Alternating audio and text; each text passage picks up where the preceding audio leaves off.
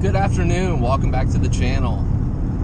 As I told you in my last upload, the next time I'd see you would be out in Dewatto, the Dewatto area, Tahuya, I guess you'd call it.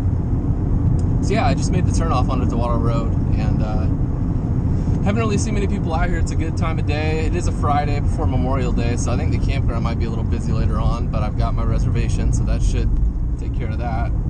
But yeah, I'm probably 25 minutes away. If I had, no, not even that, 20 minutes away. And I got some really fun driving ahead of me. I like to take it easy with the Civic just because she's old, but you know, you can still cruise these back roads and have some fun. So that's what we're gonna do. I'll see you guys when we get further on down the road near the campground. All right, so I'm just driving past the campground. It's busy. Yeah, I can't check in, I guess, for like another 20 minutes. So I'm just gonna go see what the bay looks like at low tide. The river looks really good. I'll give you a look at it here in a second. I think the recent occasional rains we've had have kept this river in really good shape. So when I left Kingston, it was raining. It was pouring rain, and as you can kind of see out here, it's gorgeous. So the river's to my right. The road follows the river down to the bay here. You might be able to see it. Yeah, there it is. And I'm just going to be fishing probably from the campground up tomorrow. But yeah, I'm excited. I've been doing a lot of reading on this area. I don't know why I never had before, but I've been doing a lot of reading on this area and been learning a lot about the history of it, you know, going all the way back to the very late 1800s. So, wow. All right, just pulled up at Dewatto Bay. Drive out here was nice. Civic did good. Yeah, it is beautiful out here. A lot of bees, holy crap. All right, enough talking. This is the bay. I've never seen it at low tide like this, but Olympic Mountains are through there. I'll get a better view. Just a bunch of geese over there. I don't want them to get pissed off at me. So yeah, certain times of year you can fish this bay for salmon. I'm gonna try to do it this year. I'm gonna try to launch the yak right here and fish it, but yeah, I think I'm just gonna find a comfortable place and kick it and hang out for another 20 minutes, and then I'll head on down the road and try to get checked into my campsite. So yeah. Well, we made it. It's a bit not what I'm used to as far as camping goes. Neighbors are right behind me, so this can be a little awkward filming myself, but I'm gonna try to do it for you guys. So I had a sneaking suspicion that the fire pits didn't have grates, and they don't. I brought one. I'm gonna have to find 2 really green sticks to rig it up with, but yeah, we're gonna go walk down by the river for a bit. Alright, so we're walking down to the river. I'm smiling because this is just gonna be, it's gonna be very different. I haven't camped around people in a long time. Should be nice and fairly quiet, you know, toward the end of the evening. They've got quiet hours and everything, so. Anyways, we're down by the river. Yeah, just look at it. Might not look like much to you guys, but this place is pure magic. This is like, yeah, one of my favorite places to be. So I'm gonna be headed that way, upstream tomorrow morning. I had mentioned in the last clip that it was raining when I left Kingston. We're supposed to see some rain later this evening and on into tonight, overnight, but it's supposed to be okay tomorrow morning. So we'll do some more scouting as the evening goes on, but I want to get back to camp and find out where I want to put my tent. I think I got it figured out. It's kind of a weird campsite. Yeah, interesting situation we're going to be in tonight. All right, the awkwardness continues. Okay, I'm parked back there. I'm going to unload everything, get my tent set up. I think I should have enough room for my tent. Get the firewood out, a nice hot fire going with some good coals, and then we'll throw a steak on there later on. But right now, I stopped by Seabeck General Store, which I hadn't been in there in years, and picked up a local brew. This is from Port Townsend. It's kind of a cool logo. They've got a big boat yard up there. A lot of wooden boat building goes on in Port Townsend. It's a pretty renowned area for boat building, so cool area. Really weird Victorian architecture downtown Port Townsend, but yeah, cool place nonetheless. Haven't been there in years. Anyways, they had a selection of pints here. They had like a Scotch ale. I went with the amber ale, something nice, easy to drink, middle of the road, and let's crack it open. All right, got more people showing up. Looks like a pull behind RV. Smells good. I don't know the percentage or anything on it. There's not much information on here.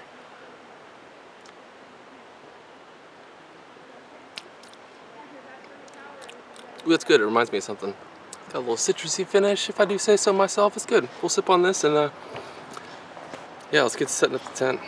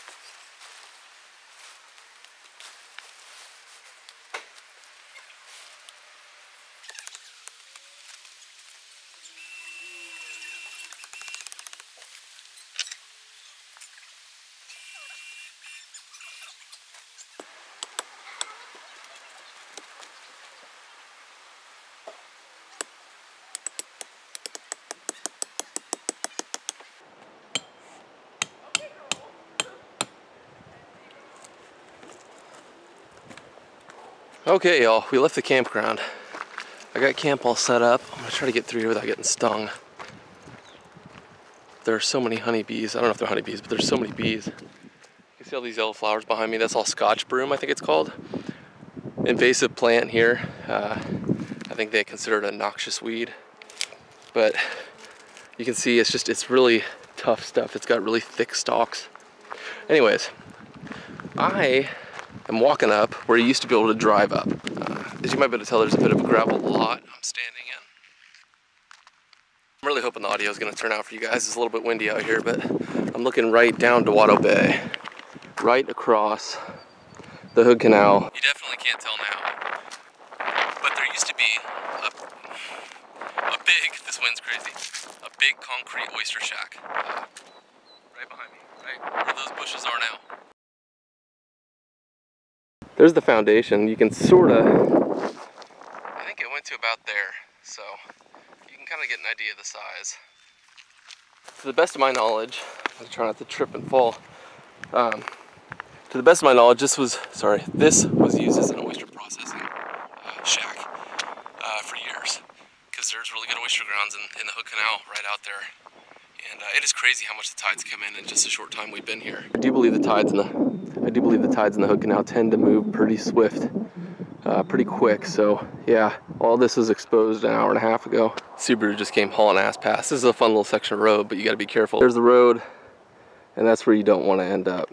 And that's a sharp left to a right, to a left, to an uphill right, to an uphill left. When I say I have driven Dewatto, this stretch of road, a lot of times, I'm not exaggerating, I probably got it, it's logged in the old brain. I could probably give rally pace notes if they ever freaking held a rally out here. Anyways, yeah, it used to be really cool, and then they knocked it down. I don't know if they were having, I don't know if it was just ugly, or I don't know what happened. I don't remember seeing anything about it in any of the local newspapers.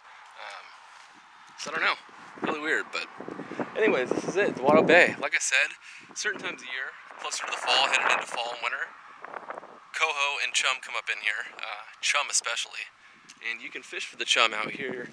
You're not allowed to mess with them up in the exposed tidelands there. So you gotta really watch.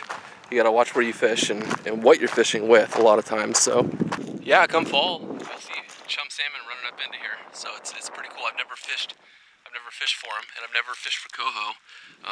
Hell, you can even keep 4 of them, and I don't even think there's a damn size limit. Maybe the size limit might be 12 inches. It's ridiculous. So I'm definitely going to launch the Ike here this year. I've been wanting to do it for a couple of years.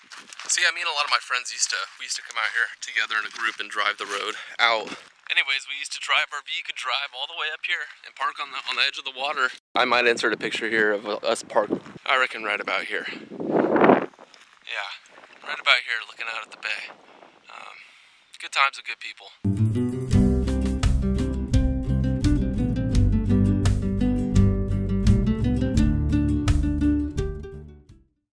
Anyways, that's the Dewatto Oyster Shack. Yeah, so I think I'm gonna find a comfy place to sit and spend an hour or so down here. Then we'll head back to camp. I might have to go on a little walk. Actually, this might be a good place to look for a couple sticks to prop my grate up on the fire pit later tonight to cook my steak. Which I don't think I mentioned. I'm cooking steak tonight. It's a rib. Is it a ribeye? No, it's a New York strip. Sorry. So that's a step up from anything I've done in the past on this channel. So.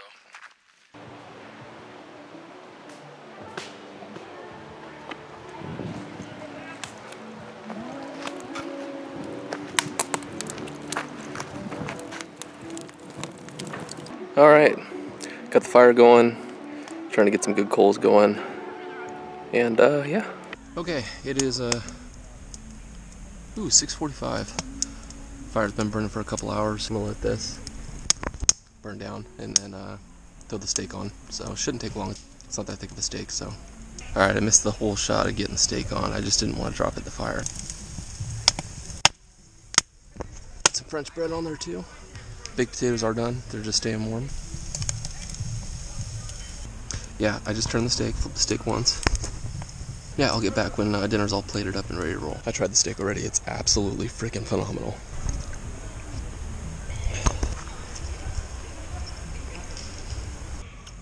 It's actually really good. I seasoned it this morning with some sweet meat rub that I really like. Never tried it on steak before. Actually really good. Baked potato, let's dig in.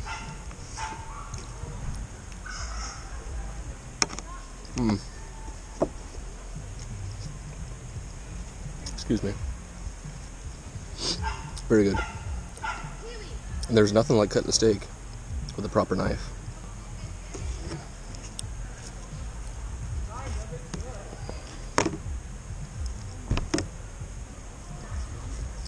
Well, dinner was good. Dinner was a success. I'm happy it turned out. It's been a while since I've cooked meat over the fire, so yeah, I'm down here by the river now. This is a little river I'm going to be fishing tomorrow. This is a lot of what this is a lot of what it looks like from here on up. So yeah, dinner was a success. I decided to take a little walk to walk off dinner and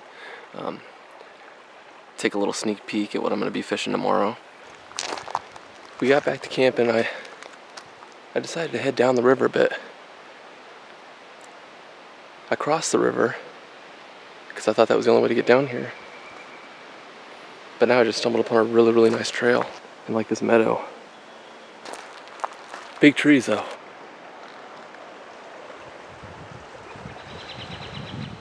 Boy, that's actually deep for a while. That's like as far as we go unless I keep going on the trail there. Alright, I came to another big open area. Gets really deep on the other side here under those trees. This camera's doing no justice, I don't think.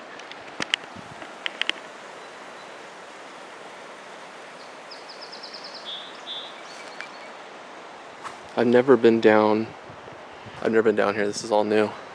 I didn't know it got this wide. This is exciting. I feel like the closer to the salt you get, the better chance you have of catching a really good size sea run cutthroat. I don't know. Oh, there's a salamander right there. He's moving, he's mobile. I don't know if you're gonna be able to see this. I'll try. There he is. Just chilling. Just waiting to see a massive fish chilling in the current. Seeing lots of little guys. All right, I found my spot. This is a good ending spot. Big old log jam. There's a beaver around, or a couple probably.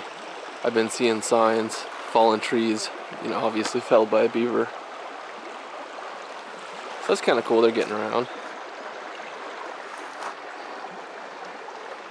Yeah, I've got probably about 20 minutes till sunset, so I'm just gonna hang out here until it gets a little bit darker, and then I'm gonna make my way back to camp before it gets too dark, because that would be a little spooky. Morning. It is it's a little soggy out. Yeah, had some rain overnight. It's just stopping now. So yeah, it's supposed to be a nice cloudy day out here in Dewatto. So I'm really pumped. I'm excited about today. Yeah, I actually slept pretty good last night. It stayed relatively warm. I don't think it got below like 45. So things started to quiet down around 11, and then by midnight it was dead silent. So I got the GoPro attached to a hat mount. Obviously I don't have the hat on right now, but I got it clipped to my bag. So you'll get some first person POV, and hopefully we'll get some fish. I also got my big still camera, my Nikon, so I'll try to get some nice pictures of some fish if we can. Alright guys, excuse the morning look. We're gonna get to fishing. I'm gonna try to make any kind of crossings and everything as quiet as possible. Don't want to spook any fish this morning, so yeah, I'm gonna start at this little spot coming up here. It's where I think I saw steelhead last year. So all I'm using this morning is a trout magnet. No barb. Gotta have barbless hooks. Single point barbless hooks in this river. Anyways, pink trout magnet and an indicator. 10-pound fluoro leader to 15-pound braid. 7-foot medium. This is my wacky rig rod.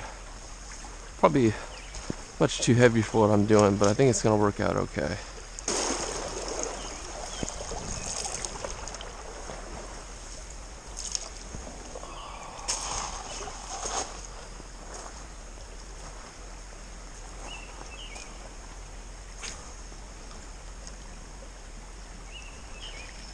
That didn't take long. Oh, that was immediate. Oh, there's a bigger one. There's a bigger one. There's definitely a bigger one in there.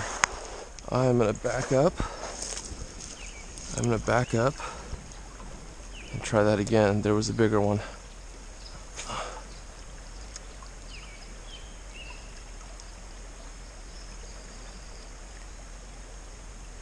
That was crazy, dude.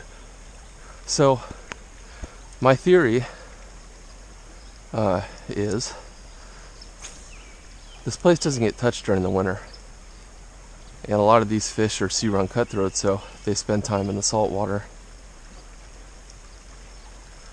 So I think there's just a lot of fresh fish in here that haven't seen lures, you know what I'm saying? And honestly, something as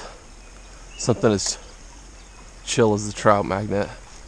Oh my god, how did I miss him? That was the big one. Something as chill and kind of quiet of a presentation as the trout magnet. Oh, we're hung. That's not cool. I know there's a good one in there. I've just missed him. That's gonna be a good cast. Come on. Like I said, we've got to have barbless hooks. Single point barbless in this little system. So we'll probably lose some fish today. Yeah, the river looks great. I think all this recent rain has really helped things out. So I really enjoy fishing about this system, this area. Because you're fishing log jams and stuff. A lot of the time the cutthroat like to hold close to that cover. So it just makes for fun fishing. So right up here around the corner, as I was walking up the stream last night, I got up to that corner and I just saw a big dust cloud. So I spooked something big, unfortunately, but I'm gonna sneak my way into there and hopefully we can get a fish. We're on. Oh god.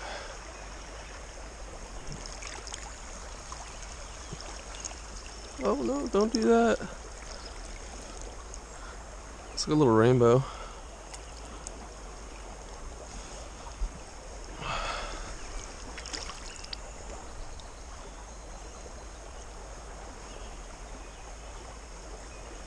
Barbless hook comes right out. Later, homie. Oh yeah.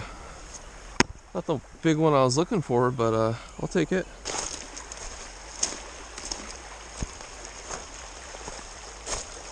On. decent little trout. It's really tricky to hook these guys. Get these guys hooked well, I mean.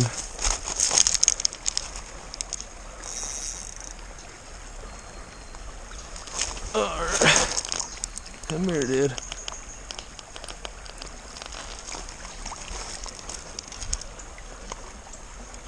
About the same size as the last one. He's off. Oh, there he goes. Little guy. I was expecting something a little bigger from that hole, but it is what it is. Alright guys, so here's what we got tied on. I think it's a Dick Knight spoon. Is that right? Yeah. With a barrel swivel and a single point hook on it, so no cutty on the spoon. Wow, that's a good cutty. Holy crap.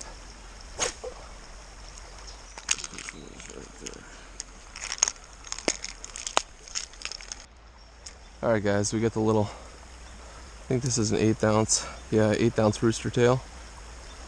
Caught me a lot of fish. Big fish. Big fish just flashed on it. Oh man. Oh my goodness.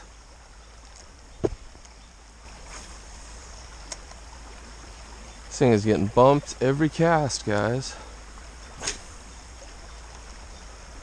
This looks like a good little hole.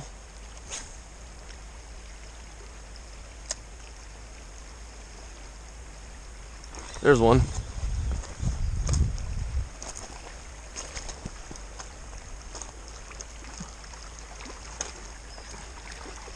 I don't want to get him on the bank. Keep him wet. That's actually a good little one. Well, I caught a decent little cutty. I think the GoPro cut out. I think it's low on yeah, it's low on battery. I got some pictures though, so. Morning. It is it's Sunday morning. It's the next day. Yeah, last clip you saw, the GoPro died, and I just caught a decent little cutty.